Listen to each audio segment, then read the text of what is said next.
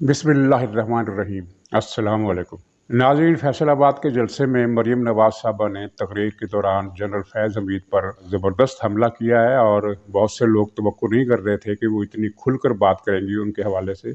लेकिन बात यह है कि अब मामला जिस रुख पर जा रहा है उसमें मरीम ने ये तकरीर की है और तकरीर करके उन्होंने एक किस्म की गाइडलाइन दे दी है। और आगे क्या होने जा रहा है, ये अपोजिशन अब तहरीक की तरफ जा रही है और तहरीक के लिए उन्हें इत्तला मिल गई है या इत्तला दे दी गई है कि आप और हुकूमत आज़ाद हैं, हम आपके बीच में नहीं आएंगे। और ये इस बात की तरफ याद दहानी भी बनती है कि जब माजी में अपोजिशन की तहरीक का ऐलान हुआ था तो ये पैगाम पहुंचाया गया था कि हम कुचल कर रख देंगे, हम क्रश करके रख देंगे, और इस तरह की बातें खुले अल्फाज में अपोजिशन तक पहुंचाई गई थी। अब वो चैप्टर क्लोज हो चुका है, बंद हो चुका है। तो ये इस जलसे ने एक हवा बांधी है और इस जलसे में आपने देखा कि हाजरीन ने सरेआम ये नारे लगाए कि जनरल फैज़ हमीद इस्तीफ़ा दो। और ये अवाम ने तो खैर ये नारे लगाए, वो एक अवाम का मसला है, उस पर तो असरा नहीं करना बनता। लेकिन ख़ास बात यह है कि टीवी चैनल्स ने इन नारों को म्यूट नहीं किया, ये टीवी पर ऑन एयर हुए। ये भी आइंदा के हालात की तरफ एक वाज़ेह इशारा है। और आगे मैं जो गुफ्तगू करने जा रहा हूँ उसमें भी इस बात का ताल्लुक बनेगा। नाज़रीन, सूरत हाल ये है कि ये हुकूमत की तरफ से कहा गया है कि अगले हफ्ते तक मसला हल हो जाएगा, अगले हफ्ते तक नोटिफिकेशन हो जाएगा।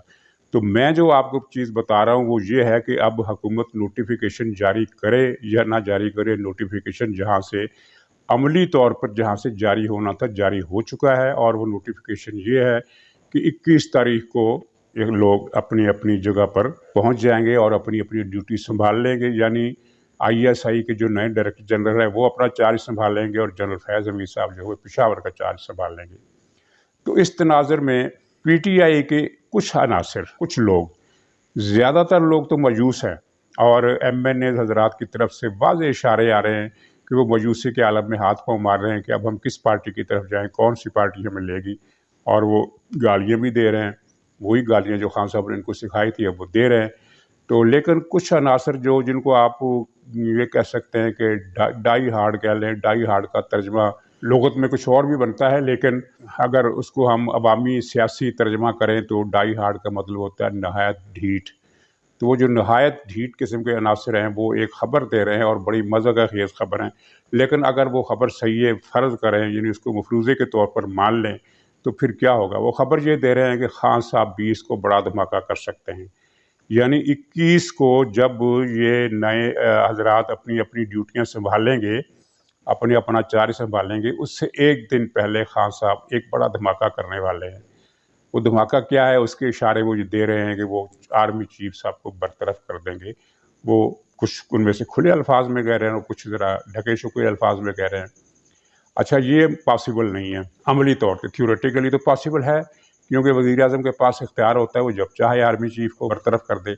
लेकिन हुआ ये है कि खान साहब ने अपने करीबी अफराद के सामने ये सारा प्लान डिस्कस किया है। मैंने पिछले व्लॉग में बताया था कि जनरल साहब को बरतरफ करने की कोई कोशिश नहीं की गई, अब तक तो नहीं की गई थी। हाँ, एक धमकी दी गई थी, वो जो हज़रत खालिद बिन वलीद के हवाले से, और उससे पहले एक धमकी दी गई थी कि मैं असम्बलियाँ तोड़ दूंगा अगर ये आपने नोटिफिकेशन ना रोका। तो उनकी तरफ से जवाब आया कि आपने ये असम्बलियाँ कल तोड़नी तो आज तोड़ दें। तो बात यह है कि असम्बली तोड़ने की धमकी इसलिए बेईमानी है कि असम्बली तोड़कर इमरान खान को क्या मिलेगा, असम्बली तोड़ेंगे तो इलेक्शन हो जाएंगे। अब वो मूड तो ख़त्म हो गया इस्टेब्लिशमेंट का, कि जिसकी वजह से वो डरती थी कि नए इलेक्शन ना कराने पड़े। जब भी इमरान खान ने असम्बली तोड़ने की धमकी दी, इस्टेब्लिशमेंट ब्लैकमेल हुई और इमरान खान का मुतालबा माना, क्योंकि इस्टेब्लिशमेंट को ख़तरा था कि, ख़तरा क्या था, उसे ज़ाहिर नज़र आ रहा था कि अगर इलेक्शन हुए, असम्बलियाँ तोड़ दी इसने तो इलेक्शन कराने पड़ेंगे, और इलेक्शन हुए तो मुस्लिम लीग नून आ जाएगी, ये फलां आ जाएगा। लेकिन अब वो फ़ज़ा वहाँ ख़त्म हो गई है। यानी जिस फ़ज़ा की बुनियाद पर इमरान खान इस्टेब्लिशमेंट को ब्लैकमेल करता था वो फ़ज़ा अब ख़त्म हो गई है, चेंज हो गई है। और कोई नया प्लान कल को बनता है तो मुझे उसका पता नहीं, लेकिन इस वक्त की सूरत हाल ये है कि वहाँ फ़ज़ा तब्दील हो चुकी है और कई ऐसे मामलात हो चुके हैं जिनका जिक्र इसलिए करना ठीक नहीं कि कोई क्लियर डॉक्यूमेंट्स या सबूत या पक्की इतला तो आदमी के पास होती नहीं है, और वो अगर हो भी तब भी इसको नशर करने में एहतियात करनी चाहिए, क्योंकि चीज़ें बदलती रहती हैं, प्लान बदलते रहते, तरमीम इजाफी होते रहते हैं। तो इमरान खान की असेंबली तोड़ने की धमकी तो एक बिल्कुल अपना बेकार किस्म की बात है, और अगर असेंबली तोड़ेगा तो इलेक्शन हो जाएंगे, और इलेक्शन जब होंगे तो वो आ जाएंगे जिन्होंने आना है। इसमें फिर इमरान खान ने ब्लैकमेल करने की, इसमें उसके पास कोई भी चीज़ तो नहीं है जिसकी बुनियाद पर वो ये धमकी दे सके। तो चुनांचे इस धमकी का यही जवाब मिला कि भी कल के बजाय आज ही तोड़ो। और उसके बाद इसने जब ये जनरल बाजवा साहब से एक मुलाकात हुई है जो बेनतीजा रही है, उस मुलाकात के बाद फिर इमरान खान को गलती का एहसास हुआ और उसने 3-4 वज़ीरों को रवाना किया कि जाके मुलाकात करके कोई सुलह सफाई, कोई दरमियानी रास्ता, कोई मिन्नत समाजत, कोई तरला, कोई इस तरह की बात की जाए। लेकिन उन्हें GHQ के पास आने ही नहीं दिया गया, और रास्ते में उन्हें मैसेज दे दिया गया कि अगर, क्योंकि ये इन्होंने इतला दी थी कि हम आ रहे हैं, तो उसी वक्त उनको बता दिया गया कि आप जहमत ना करें। और ये उस वक्त तक रवाना हो चुके थे जब उन्हें ये मैसेज मिला कि जनाब उनके पास वक्त नहीं है, आप वापस तशरीफ़ ले जाएं। चुनांचे इनको अपनी तशरीफ़ वापस लाना पड़ी। तो अब ये एक, उसके बाद फिर इन्होंने ये कल परसों की बात है कि जब इन्होंने, इमरान खान ने फिर ये प्लान डिस्कस किया कि मैं क्या कर सकता हूँ और मेरे क्या इख्तियारात हैं और क्या क्या मुझे स्टेप लेने होंगे। तो इसमें 2 बातें हुई। एक बात तो ये हुई कि ये सारी प्लानिंग और पूरी मिनट्स के साथ पूरी रिकॉर्डिंग उन तक भी पहुंच गई जिन तक पहुंचनी चाहिए। और नाज़रीन, जो प्लान मुखालिफ फरीक को पता चल जाए, उस प्लान की कामयाबी का इम्कान तो वैसे ही ख़त्म हो जाता है। और दूसरी बात यह है कि खान साहब के रगों में वो खून नहीं है जो इस तरह की धमकी पर अमल दरामद करने की हिम्मत कर सके।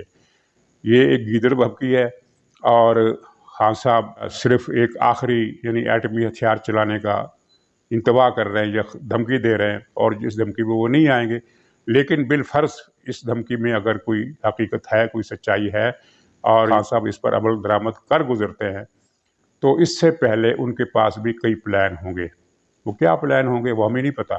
ज़ाहिर है वो बताएंगे तो नहीं किसी को, अपने किसी करीबियों को भी नहीं बताएंगे कि हमने क्या प्लान बनाया। लेकिन ज़ाहिर है कि जब एक मुल्क की तरफ से ये इतला आ जाए कि उसने कोई जौहरी बम चला दिया है, कोई मिसाइल चला दिया है, तो दूसरा जो फरीक होता है वो फिर अपनी बॉर्डर पर वो शील्ड तान देता है, जिससे वो मिसाइल, जिसको मिसाइल डोम भी कहते हैं, वो मिसाइल वापस करने के लिए, उसको रास्ते में तबाह करने के लिए, नाकारा करने के लिए, बेअसर करने के लिए।